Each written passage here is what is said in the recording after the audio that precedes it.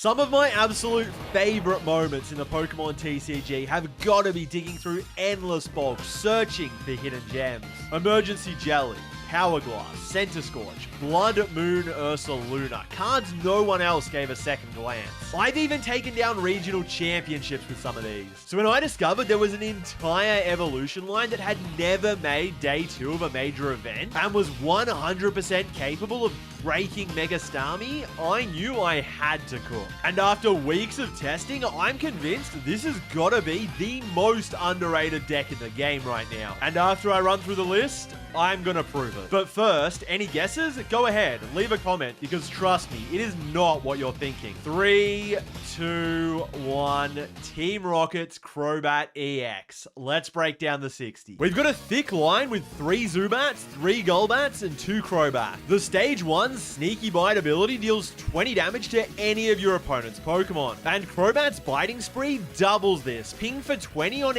any 2 of their fellas. These bats have incredible synergy with the deck's primary attacker, perfectly complementing Jetting Blow's bonus 50 to easily handle those 70 HP evolving basics. And it even has some other nice use cases, like pairing with Badoo's 10 damage item lock to instantly win those 30 HP Itchy Pollen Wars. Now obviously, the biggest upside over the standard Dusclops and Dusknoirs is that unlike Curse Blast, these guys don't give your opponent a free prize card. But there's actually a couple more really important benefits as well. For example, a classic play is to just use Jetting Blow in combination with one of these damage modifiers in order to wipe out a couple Dreepies on turn 2. From here, your average Dragapult player is almost always going to respond with some flavor of disruption and attempt to re-establish their Dreepies. When you're using Dusclops for the bonus damage, it can actually be quite difficult to chain Cursed Blast. You'll need to immediately find another Duskull on the turn you attack and still recycle Dusclops on the following. However, Golbat's Sneaky Bite completely changes the equation. You'll still be reaching that perfect 70 damage threshold, except now your supporting Pokemon will actually stay in play. There's no need to immediately find a replacement Zubat, and you'll only need a single Crobat to threaten repeating the combo again next turn. The upsides don't stop here though.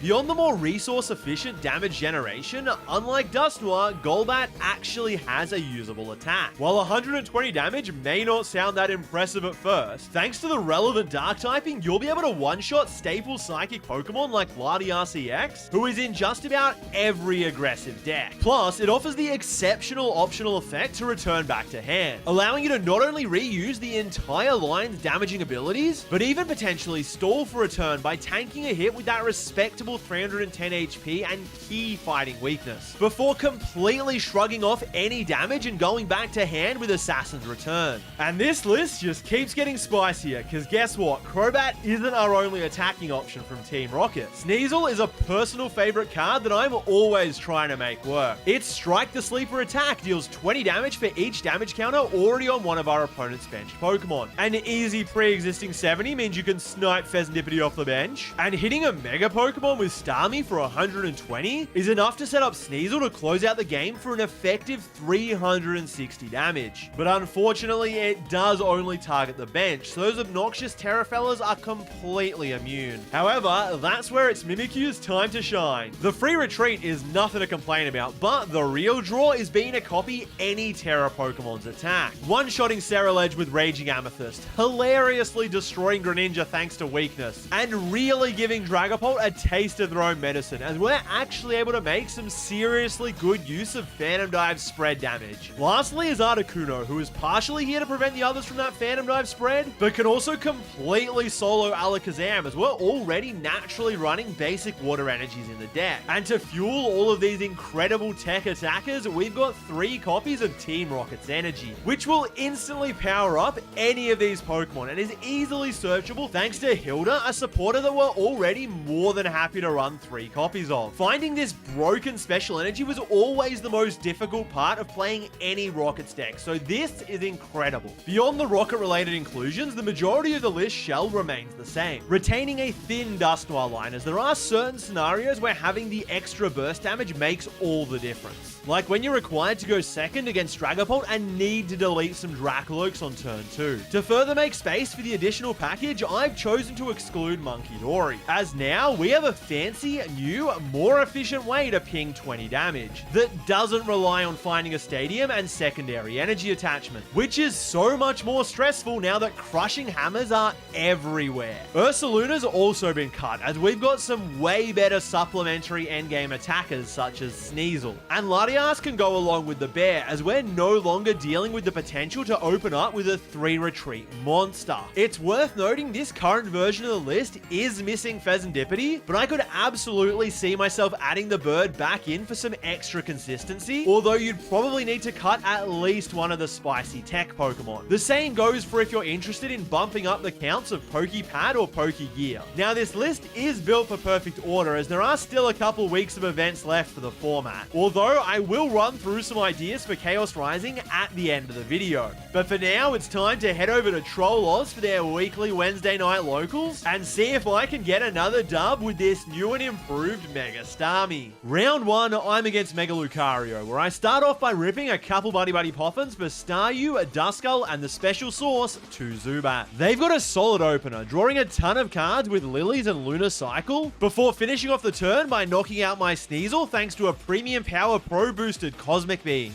Though with only a single Riolu in play, I've got a sick response lined up, evolving Mega Starmie, attaching Legacy Energy, and then playing my own Lily's Determination for 8. I drop a couple more fellas before popping Dusclops on the bench Riolu for a double KO with Jetting Blow. Over on his side, Brock's Scouting is able to grab a replacement copy of each of the recently deceased Pokemon, enabling another Lunar Cycle, which leads to a second Riolu. Surely this time at least one will survive to become Lucario. Well, not if I've got anything to do with it. Pokegear finds Boss's Orders and Night Stretcher recycles Dusclops for another easy 2-prize turn, removing both Riolus before they ever have a chance to grow up. My opponent plays down Petrol and realizes that this one is chalked. Time to go to the next game. My start is only half as broken as before, having just a single Buddy Poffin this time, which fetches Staryu and Duskull to ensure I have at least one of each of the main Pokemon lines. They pull off another turn 1 Solrock KO, but without anything else on the bench, I'm able to Meowth for Hilda,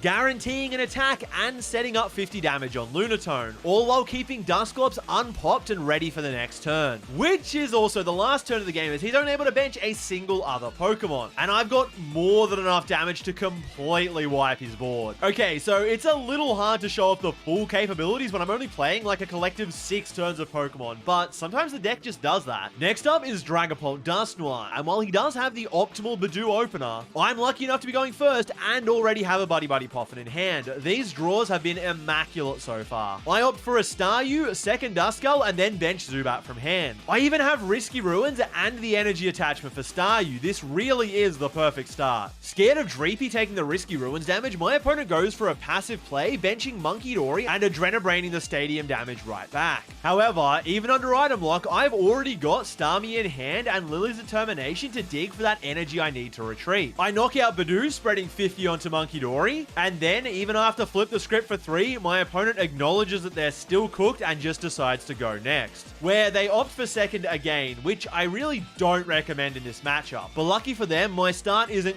quite as cracked as last time. Just an energy to the active Staryu and a Pokepad for Zubat. I do also get to play down Risky Ruins, but he correctly made sure to bench Dreepy during setup so that it could avoid the potential 20 damage Stadium. However, there's no way to dodge Golbat's sneaky bite, placing 20 onto that lone Dreepy so it can easily be finished off by Jetting Blow for a nice turn 2 double KO. Pheasantipity does lead to a couple more Dreepies and some Itchy Pollen from Badoo, but with no answer to Risky Ruins, that's already an extra 60 damage racked up on his basic Pokemon. Even under item lock, I can still easily use Crobat's Biting Spree to finish off Badoo and ping damage onto Fez. And despite his attempt to promote Pheasantipity in order to save one of the Dreepies, I've got Boss's Orders, simultaneously handling both the baby dragons with another Jetting Blow from Starmie. Now down 2-6 in the prize race and completely without a board, my opponent scoops up the second game on just their third turn, winning me the set. Is this deck just too toxic? I really want to show off all the other Rockets attackers. Maybe I'll have a chance in the final round where I've paired another Dragapult Dusknoir. And after all the incredible draws, I finally catch the rough end of variance, being forced to open with Meowth, the absolute worst option. Starting off with this guy means I don't even get to use that last-ditch catch ability to find a supporter. I follow that up by attaching Legacy Energy and doing literally nothing else. There's quite the opposite story on my opponent's side as they go for Lilies into double Buddy Buddy Poffin. But I've got one hope. I top deck Badoo, slam down Judge, and hope that they brick. Off the 4 cards, I'm able to find my own Poffin to actually start setting up before retreating into Itchy Pollen. And by some miracle, his hand is completely bricked. I evolve Starmie, attach an energy, and evolve Dusclops as well. And while I absolutely could, I don't really see any reason to get aggressive just yet, simply sending another Itchy Pollen. He passes, and I just do it again. At this point, even if he does manage to find a Dracloak, I've already got an immediate answer lined up with Starmie and Dusclops. Another pass from my opponent, and now I can use Ultra Ball for Dusknoir, but still see no reason to break the item lock. Absolutely desperate for any playable cards, he slams down a Lucian right off the top. This funny supporter forces both players to shuffle their hands and put them to the bottom of deck. Then we each flip a coin. If heads, you get to draw 6. If tails, you only draw 3. And would you believe it? This works out perfectly for me. Finding 6 fresh new cards while my opponent goes down to just 3 and is still struggling under item lock. I'm able to bench a second Duskull and decide that it is finally time to end this item oppression, attaching Ignition Energy and deleting Pheasantipity in an attempt to deny any flip the script draw. But he's got the immediate Night Stretcher to bring it back and see 3 more cards anyway. Drawing into Lilies to reload his hand and finally giving him access to the first Dracloak I've seen all day. However, he tunnel visions a little bit too hard on using Badoo, which required popping Dusknoir in order to make space for the little plant. And that set me down to 3 prize cards remaining, so I simply have game on board by popping 130 onto Meowth with my own Dusknoir and finishing it off along with Badoo to win the game with a 3 prize turn. This time, he's got the advantage going first, and would you look at that, I open with Meowth again. He's got a solid double Dreepy start while I bench my own Badoo before ripping Lily's Determination. Straight into double Buddy Buddy Poffin. Incredible. With my bench set up, I retreat into Badoo and initiate the Itchy Pollen War. He goes for his own Lilies, but without access to items, it really doesn't net him much. Just a single Dracloak and Recon Directive before he ends it off with an Itchy Pollen of his own. My Golbat's Sneaky Bite finishes off the damage Badoo, and while he does promote Dreepy, that gets KO'd by another Sneaky Bite combined with Cursed Blast, leaving just a single Dracloak that has no hope of surviving Starmie's Jetting Blow. On just the second turn of the game, that's it. I win. What a genuinely broken deck. Fortunately for my tournament run, and unfortunately for you guys, the deck just drew too hot today. And I didn't get a chance to showcase even half the cool stuff this 60 can do. But I can honestly promise you it is capable of some incredible things. I put a ton of time into it on ladder and made some absolutely disgusting plays. I'd really recommend that you give it a shot yourself and would love to hear how you go. All the fellas who had early access to the list enjoyed it, and some even had some serious success. Now, as for Chaos Rising, obviously Special Red card is a great inclusion over Judge, especially when Dusknoir allows for such solid prize manipulation. But it isn't searchable through Meowth in the same way that Judge is. So pairing it with Petrol seems like a nice intuitive combo that keeps it easy to access. And having a good reason to add Petrol to the 60 means we can now start exploring more niche item inclusions. Cards like Rare Candy or even alternative A-specs like Scoop Up Cyclone can be so good when they become searchable. And the other big card from Chaos Rising is Mega Greninja. We already have Water Energy, absolutely love spread damage, and while it's not quite as aggressive, I am 100% sure that there is something to be cooked here. So make sure to subscribe, stay tuned, and I'll keep on breaking this ridiculously fun archetype. Cheers, fellas, especially all of you real ones who have been giving that extra little bit of support each month. It truly does make all the difference and helps me keep putting out this quality content.